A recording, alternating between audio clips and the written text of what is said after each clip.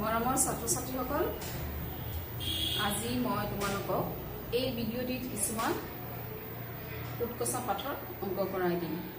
আগৰ ভিডিঅ'ত মই তোমালোকৰ সৈতে উৎকৰ্ষ পাঠটিৰ বিষয়ে আলোচনা কৰিছিলোঁ আৰু এই পাঠটিৰ কিছু আভাস দিছিলোঁ। আজি প্ৰথম অংকটো কুৱেশ্যনটো তোমালোকে চাই লোৱা মনোযোগেৰে।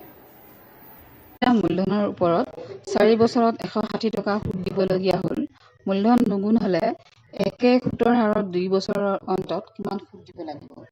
আমাৰ আজিৰ কুৱেশ্যনটোত আছে, তোমালোকে মনোযোগেৰে কুৱেশ্যনটো চাই লোৱা। ইয়াতে দি আছে কোনো মূলধনৰ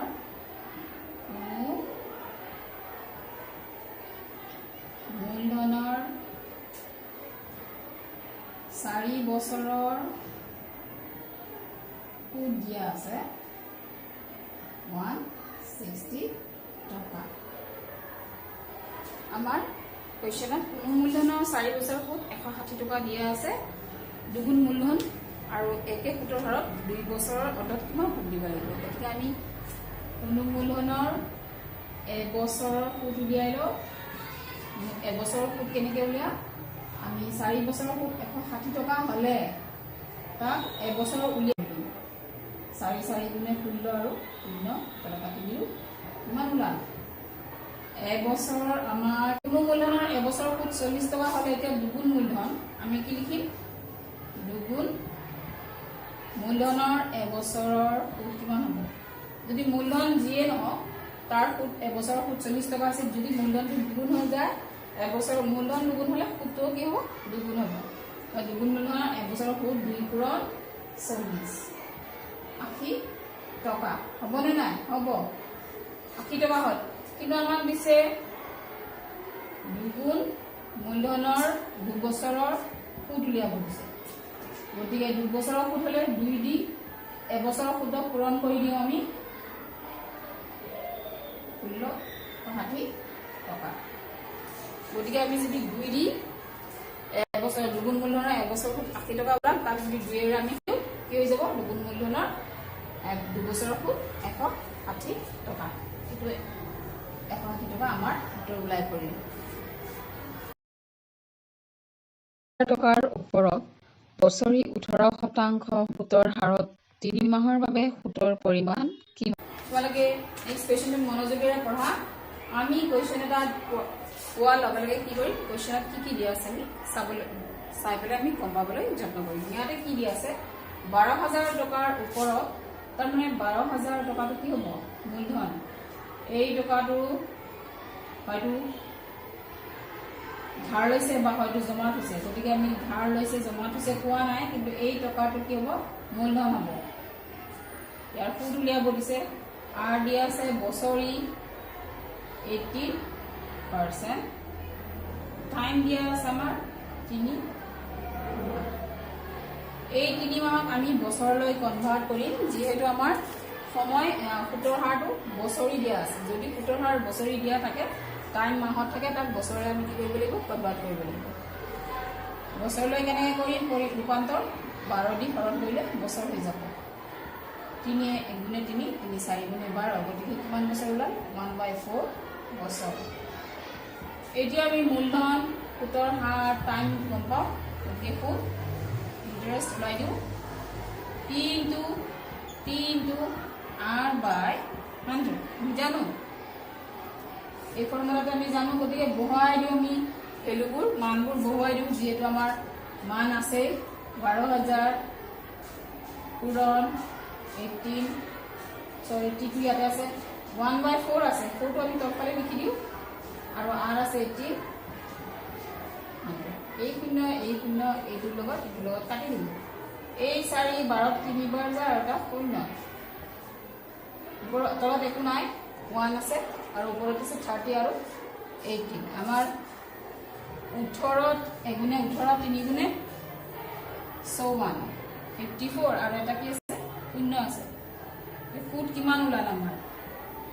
সুদ 540 টকা। 1,200 টকাৰ ওপৰত শতকৰা মাহিলী 2% হাৰে 2 মাহৰ সুদ কিমান? তোমালোকে পঢ়ি চোৱা। ইয়াতে কি আছে আমি মূলধনটো কিমান আছে মূলধন পি 13,200 টকা শতকৰা মাহিলী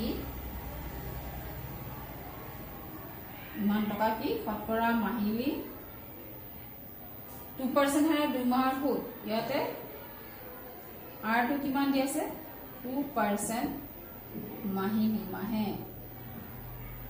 আৰু টাইম 2 মাহ যদি আমাৰ সুতৰ হাৰ মাহিলী দিয়া থাকে আৰু সময়ও মাহত দিয়া আছে আৰু সুতৰ হাৰটো কি আছে মাহিলী দিয়া আছে মাহে দিয়া আছে তেতিয়া আমি মাহক বছৰলৈ কনভাৰ্ট নকৰো যদি আমাৰ সুতৰ হাৰটো বছৰি দিয়া থাকে তেতিয়াহলে আমি সময় কি কৰিব লাগিব বছৰলৈ মাহক বছৰলৈ কনভাৰ্ট কৰিব লাগিব এতিয়া আমি নকৰো যেহেতু আমাৰ সুতটো মাহিলী দিয়া আছে এতেকে কি ওলাব লাগে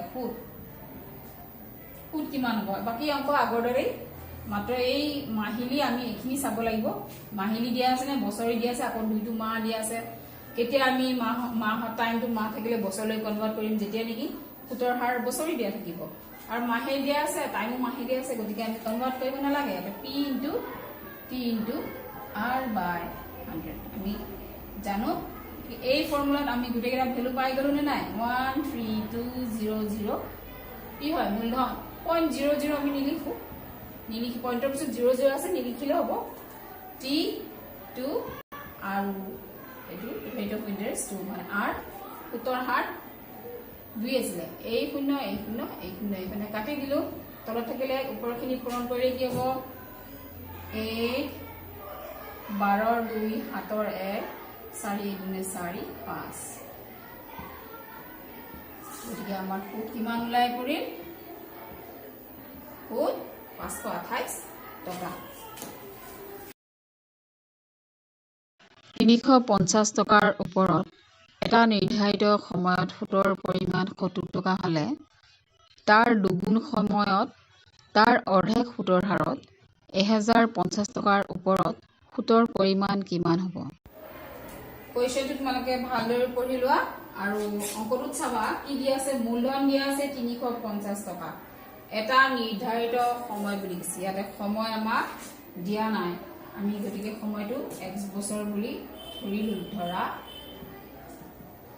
হল সুদ দিয়া আছে 70 টকা আৰু দিয়া নাই গতিকে r আমি উলাই লও ইয়াতে আমাৰ কাৰণ এই অংকটো দুটা পোৰশন আছে ইয়াতে r উলাবৰ হলে আমি জানো interest into 100 t into p ইয়াতে ইন্টাৰেষ্ট আছে 70 টকা পূৰণ 100 টাইম কিমান আছে আমি x লৈছিলো আৰু p আছে 350 p কিমান আছে 350 আছে এই 0 কাটি দিলো 5 যাব 35 টু 70 দুবাৰ গুণ বলে 10 দুগুণে কিমান হ'ব 20 তলত x আর গুলা ইমান ইচ্ছা কৰিলে আমি কাটা কাটি আমাৰ নিজৰ ওপৰত আমি যেনেকৈ পাৰো কাটি লও তোমাৰ যেনেকৈ সুবিধা হয় কাটি লব পাৰা এতিয়া আমাৰ অংকটোত কিন্তু আৰু বেলেগ ধৰণৰ আছে এই অংকটোত আমি r উলালো আমাৰ 20/x% কিন্তু আমাৰ এতিয়া উলাব লাগে আৰু এটা মূলধন দিছে অৰ্ধেক তাৰ সময় এতিয়া তাৰ দুগুণ দিছে অৰ্ধেক সুতৰ হাৰত 1050 টকাৰ ওপৰত সুতৰ পৰিমাণ আমাক উলাব দিছে আমাক এতিয়া 1050 টকাৰ ওপৰত সুতৰ পৰিমাণ উলাব দিছে গতিকে আমাৰ এতিয়া মূলধন কি হ'ব আমি উলাব লাগে 1000 মানে আমাৰ যি উলাব দিছে উলাবৰ কাৰণে আমাৰ মূলধনটো ইমান টকা আৰ বুলি কিমান কৈছে অৰ্ধেক সুতৰ হাৰ তাৰ মানে আমি এতিয়া সুতৰ হাৰ আগতে এই অংকটো 350 টকাৰ সুতৰ হাৰ উলাইছি 20/x উলাইছি তাৰ অৰ্ধেক কি কৰি ডিভাইড কৰি দিম হৰণ কৰি দিম এনেকৈ দিম ডিভাইড কৰিলে অৰ্ধেক সুতৰ হাৰ কিমান হ'ব 20 আমি 10 বুলি লিখো ইমান পাৰ্চেন্ট আমি ডাইৰেক্ট লিখি অৰ্ধেক বুলিলে আমি 20ৰ আধা লিখি দিম 10/x এইখিনি আমাৰ নকৰিলে হ'ব এতিয়া টাইম গৈছে দুগুণ আগত আছিল আমাৰ x এতিয়া দুগুণ সময় এতিয়া সুদ উলাই দিও আমি কাৰণ মূলধন আমাৰ দিয়া আছে সময় আগৰ যেটো কন্ডিশন দিয়া আছিল তাতকে দুগুণ বুলি কৈছে গতিকে সুদ উলিয়াবৰ হলে আমাৰ 1050 p লিখিলো পূৰণ টাইম কিমান আমাৰ 2 2x r কিমান 10/x 10 ইয়াতে লিখিলো x টো তলত নামি আহিলে আৰু আমাৰ এনে 100 এটা থাকে 100 এটো x এতিয়া কাটি দিলো এই শূন্য কাটিলো এটো শূন্য কাটি দিলো ওপৰত কি থাকিল আৰু তলত কি থাকিল এতিয়া আমাৰ তলত একো নাই 1 আছে আৰু ওপৰত আছে 2 আৰু 105 এই দুটা আমি পূৰণ কৰিলো 5 দুগুণে 10 শূন্য হাতৰ 1 2 শূন্য শূন্য হাতৰ 1 থাকি গল 2 গুণে 2 এতিয়া আমি কি দেখা পালো 210 টকা এই অংকটো 350 টকাৰ ওপৰত এটা নিৰ্ধাৰিত সময়ত আমাৰ কি ওলাব দিছিলে সুতৰ পৰিমাণ দিয়া আছিল তাৰ দুগুণ সময়ত আৰু তাৰ অৰ্ধেকত সুতৰ হাৰত ইয়াৰে আমাৰ সুত উলিয়াব লাগে কিন্তু সময়টো দিয়া নাছিল আমি আগতেই সময়টো ধৰি লৈছে x কিন্তু r ধৰা নাই আৰু আমি এই সময় ধৰি পেলাই r উলিয়াই লৈছো লৈ পেলাই r অৰ্ধেক কৰিছো আমাৰ যেটো ৰেট অফ ইন্টাৰেষ্ট ওলাইছিল সুতৰ হাৰ ওলাইছিল তাক অৰ্ধেক কৰি দিলো অৰ্ধেক 2 ৰে হৰণ কৰি দিব পাৰা আমি অৰ্ধেক আগত কিমান দিল 20/x ৰ আধা 20 আধা কৰি দিলো 10 তাৰ তলত লিখিলো x এনেকৈ খিনি নকৰিলে হ'ব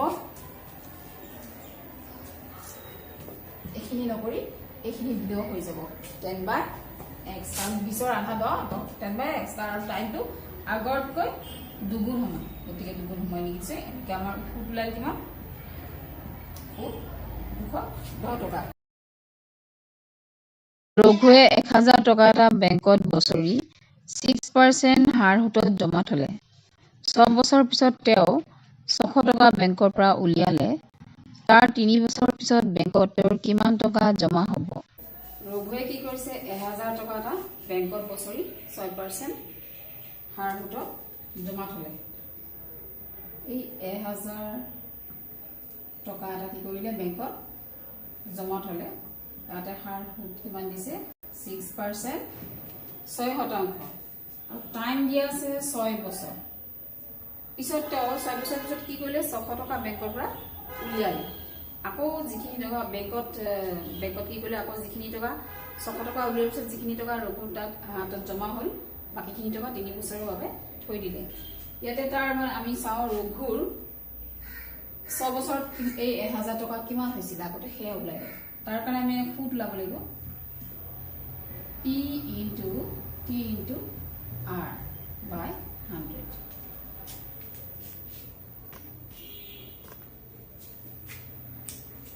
আমি সুত উলিয়াইলো মূলধন আছিল ৰঘুৰ 1000 টকা t আছিল টাইম 6 r আছিল 6/100 এটো শূন্য এই শূন্য কাটি দিলো এতিয়া আমাৰ 6 গুণে 36 36 দুগুণে 10 গুণে 360 টকা কি হল সুত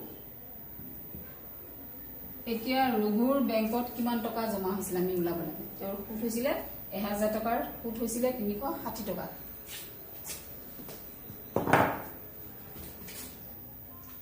এতিয়া সুতে মূলে ৰঘুৰ টকা কিমান জমা হৈছিল 6 বছৰ পাছত কিমান টকা জমা হৈছিল আমি আগতে সেই কথা জানিব লাগিব এতিয়া সবৃদ্ধি মূল মানে a p plus interest মূলধন p টো কিমান আছিল 1000 টকা প্লাস 360 টকা ইন্টারেস্ট সুদ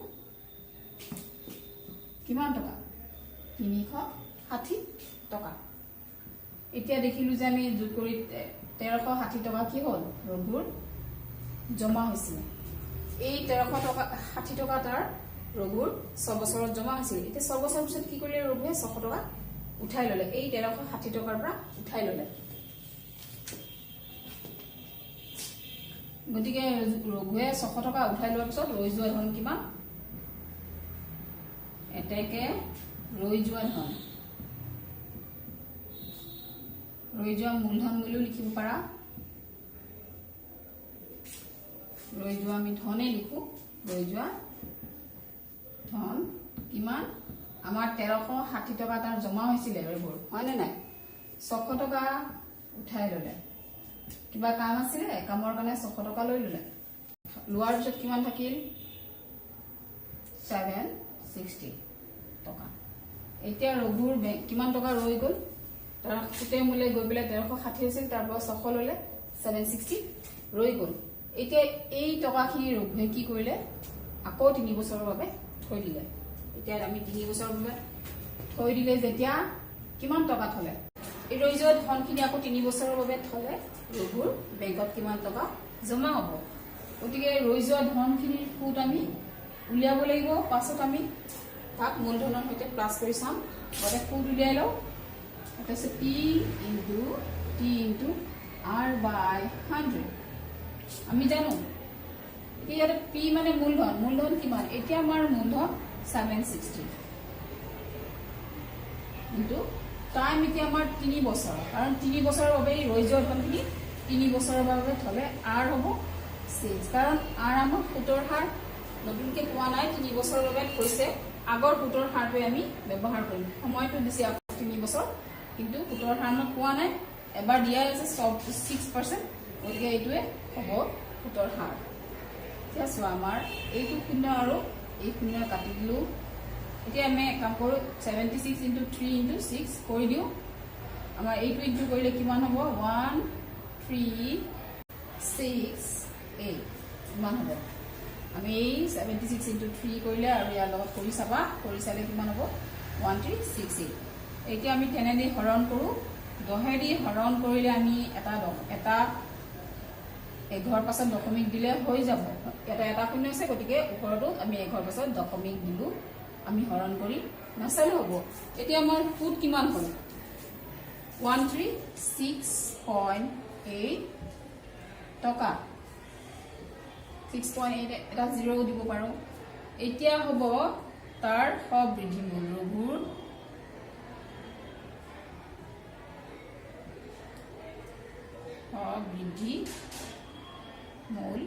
সবৃদ্ধি মূল কেনেকে? ৰঘুৰ বেংকত কিমান টকা জমা হ'ল? ৰঘুৰ বেংকত জমা হ'ল এই 760.00 প্লাছ 0.00 দিছোঁ, যিহেতু ইয়াতে পইণ্টৰ পিছত 80 আছে। 136.80 কিমান হ'ব টকা? আমি ইয়াতে এইখিনি মূলধন, তাৰ সি ৰঘুৱে 600 টকা উঠাই লোৱাৰ পিছত 760 আছিল মূলধন। এবাৰ মূলধনৰ লগত এই সুদখিনি যোগ দিওঁ। সুদখিনি যোগ দিলে হ'ব আমাৰ 0.8063 আৰু 6 9 718 ইমান টকা। 896.80 টকা। 800 টকা জমা হ'ল তাৰ বেংকত। তাৰমানে এইখিনি টকা তাৰ বেংকত 3 বছৰৰ পিছত আকৌ এই 760 টকা গৈ পেলাই ইমান টকা হ'ল। এইটোৱে আমাৰ উত্তৰ। এতিয়া মই এটা কুৱেশ্যন লিখিছোঁ। এজন মানুহে মাহে 100 টকাত 5 টকাকৈ সুদ দিলে তেওঁৰ বছৰি সুতৰ হাৰ কিমান? এই অংকটোত চাবা, আমি অংকটো মুখে মুখেও কৰিব পাৰোঁ। আমাৰ সুতৰ হাৰ আমি সদায় 100 টকাত উলিয়াওঁ। চাবা, 100 টকাৰ এমাহৰ সুদ দি আছে। মাহৰ সুদ 5 টকা। আমাৰ সুতৰ হাৰ সদায় আমি 100 টকাতে কাউণ্ট কৰোঁ। 5% বুলি ক'লে আমি বুজিম 100 টকাত 5 টকা। 10% ক'লে আমি বুজিম 100 টকাত 10 টকা। 100 টকাৰ এমাহৰ সুদ 5 টকা। 100 টকাৰ 12 মাহৰ সুদ। ইয়াতে 12 মাহ বুলিতো কোৱা নাই, বছৰ এবছৰ বুলি কৈছে, কিন্তু এবছৰ কেইমাহ? 12 মাহ। গতিকে আমি 12 মাহৰ সুদ ওলাই দিওঁ। 5.00 পূৰণ 12 60, 12 5 60 টকা। গতিকে আমাৰ ইয়াতে 100 টকাৰ এমাহৰ সুদ 5 টকা। এই 100 টকাৰ ওপৰত যেতিয়া সুদটো দিয়া আছে, এই এমাহৰ সুদটোৱে 100 টকাৰ ওপৰত দিয়াৰ কাৰণে এইটোৱে হ'ব সুতৰ হাৰ। গতিকে 100 টকাৰ সুতৰ হাৰ, মাহিলী সুতৰ হাৰ আমাৰ 5% আছে। এই 100 টকাৰ ওপৰত আমি জানো সুতৰ হাৰটো 100 টকাৰ ওপৰতে নিৰ্ধাৰণ কৰা হয়। এতিয়া 100 টকাৰ 12 মাহৰ সুদ 60 টকা। গতিকে আমাৰ কি হ'ল? সুতৰ হাৰ কিমান হ'ব? 60 টকাটোৱে 30%। যিহেতু আমি 100 টকাৰ এইটো ওলালো সুতৰ হাৰ, বছৰি সুতৰ হাৰ। এইটো বছৰি হ'ব। বছৰি সুতৰ হাৰ কিমান হ'ব? 60%। এই অংকটো এনেকৈ কৰিলে হ'ব। ইয়াতে আমাৰ এবছৰ কৈছে, এবছৰত 12 মাহ, 12 মাহলৈ কনভাৰ্ট কৰি পেলাই অংকটো সমাধান কৰি দিম।